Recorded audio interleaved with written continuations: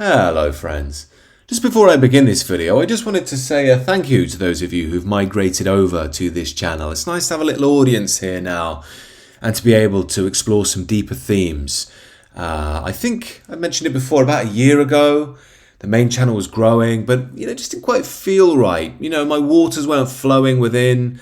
That's a metaphor for my spiritual state, not needing a pee.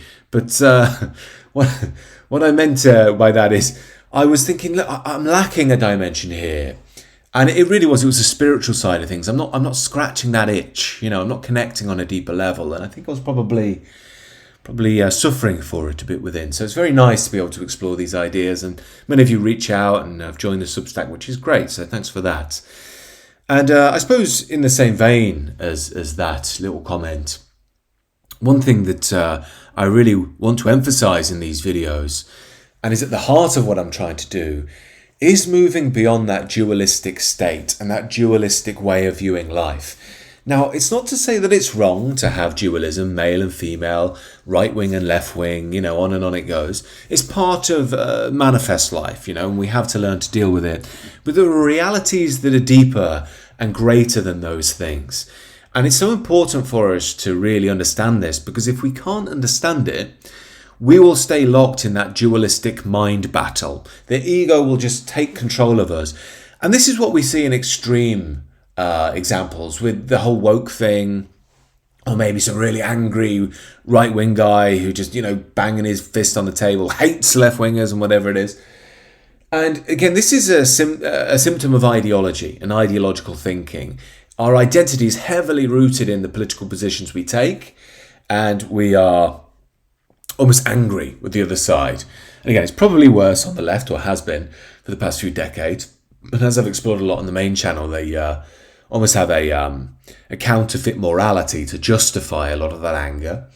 But again, we've spoken about that plenty of times. The point here is that it really sums up a trap of modernity. Now, I'm not saying it's wrong to have political views and voice them, and even at times, have difficult, fierce battles and arguments and ideological framings and so on with regards to these things. It is part of life. But I think it gets unanchored when we really forget the deeper dimension, and this can get us into quite big trouble. Because as I say, number one, it can get us lost in that tit-for-tat battle. But number two, we don't really understand what freedom is. And this has been something that always bugged me as a younger man.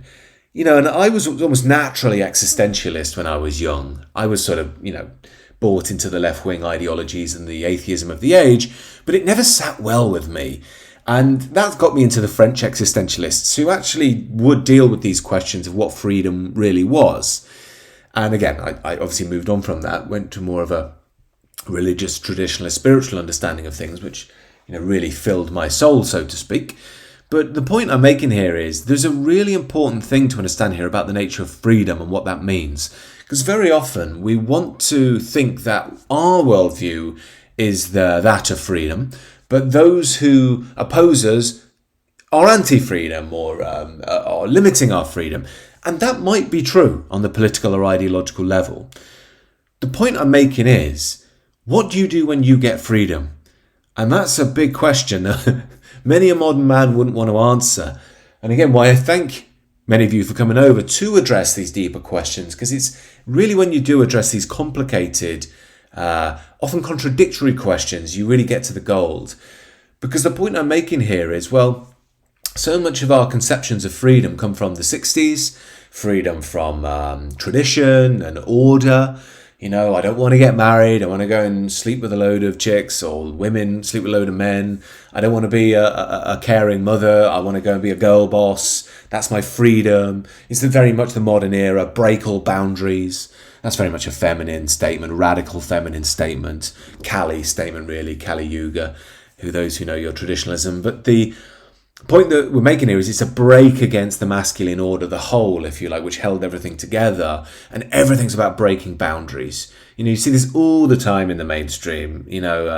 True art is about breaking boundaries. You get these dumbass pop stars in America, and their song's just about, I don't know, kissing a girl or I don't know, having some gay experience or whatever. But it's not really breaking boundaries. They're just conforming to the, if you like, the feminine spirit of the age. So what I'm really getting at is we often define ourselves or what we think freedom is by otherworldly forces limiting our freedom. That political ideology, that political system, that person, that religion. And like I say, it might be true on that immediate level. But the real question is, and we can really learn a lot about ourselves when we ask, what if I did get that freedom? How would I be? Would I be totally free to just go and do my thing in peace? Maybe you would, but I dare say a lot of us wouldn't.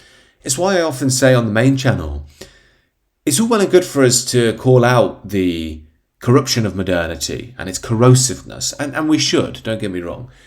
But we also have to say, let's just say if everything was made better tomorrow, and the girl bosses stopped being girl bosses and stopped competing with men and went back to a natural, sacred, complementary relationship with men.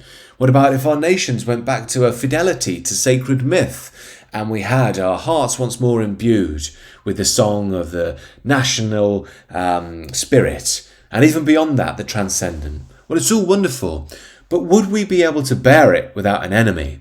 That's the real question. I've referenced it before. Peter Hitchens drew out a very interesting statement from some Soviet general who was speaking to an American when the wall came down and said, you know, we've done the worst thing to you. We've deprived you of an enemy. It was a very wise statement. You know, very often politics and people, they need an enemy. Not saying it's you, but a lot of people do. And if we look truly into our hearts, very often we can see that. But the problem with this is sometimes it frames our understanding of what freedom is. And when we actually get it, we don't know what to do with it because we haven't prepared for true freedom. And then we try and create an enemy. And we've seen this many, many times, from the bored housewife at home who loves to gossip and the kids have left and creates things, you know. Or it might even be the difficult boss. I had a boss like this, bit of a psychopathic type character.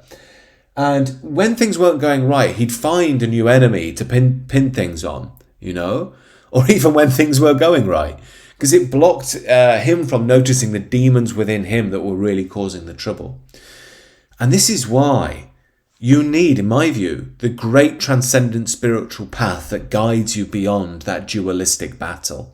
It's not saying that the dualistic battle is wrong or shouldn't happen. It's part of life. But we must have a consciousness which transcends it, because then you can really be at the root not just of a healthy spiritual life for yourself, but of a positive civilization that doesn't need its counter to be mad at. Of course, Orwell played on this in 1984. The system always needed an enemy. Your 10 minutes hate, you know.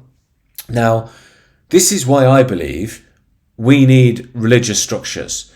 And again, many people might rightly say, yeah, but they're so corrupted now, what can we do? Well, good point, but we can still follow the basics that they once offered us, and even find perhaps one or two priests who still get it, or monks, or whatever else. And the point is, and you do get this across the traditions, the Noble Eightfold Path, some people might not like this, but jihad in Islam, not the external jihad, which they view as holy war, but the internal jihad is the overcoming of the self. And even with that, within Christianity, the narrow way, the esoteric way, you know, you start to, if you like, make your external life smaller so your heart can be more at peace in the being of God. And it's, if you like, the fires of love transform you. It might be painful, that, but once you're through the other side, you can embrace freedom. You can be at one in the forest, close your eyes, be totally still, and are the forest, you know. If the mind's still busy, it will notice everything, be concerned all the time, stories in your head, all this sort of stuff. But the point is, if we can't truly bear freedom as it is, then we will never truly be able to overcome the problems we face. And it's not to say, again, really need to emphasize this, that it's wrong to challenge the problems of the age. Obviously, I believe that's the case because I do it on the main channel all the time. Probably get a little lost in it once and every now and again as well. But the point is here that yes, by all means, we can fight our worldly battles, but we need to have something transcendent outside of that. That's what really drives a society forward. That's what really makes a civilization harmonious in the long run. But in an era where civilization isn't harmonious, you can at least achieve that in your own life, and perhaps even for the communities you're part of and the family you're in as well. So these are things really worth dwelling on. There are many paths through which you can explore this transcendent. I would always say, given I assume most of the audience here is Western, go into the Western path. It's that which needs to be reawakened. It's all right if you've been influenced by the East or would like to learn more about the East, that's cool. But I would certainly say we need to reawaken Western paths of initiation, esotericism, because that's what will really bring our souls alive. But again, our culture and eventually even our civilization alive as well. Just a few thoughts. As always, do let me know what you think down below, or reach out to me if you want to connect personally. We'll look at doing the coaching again soon. If you're interested in the one-on-one coaching, feel free to reach out and get me on the Substack or email here. And do join the Substack as well if you want to support me, connect with me, join the exclusive calls and the rest of it. Take care, fellas. Subscribe if you're new. Speak again soon.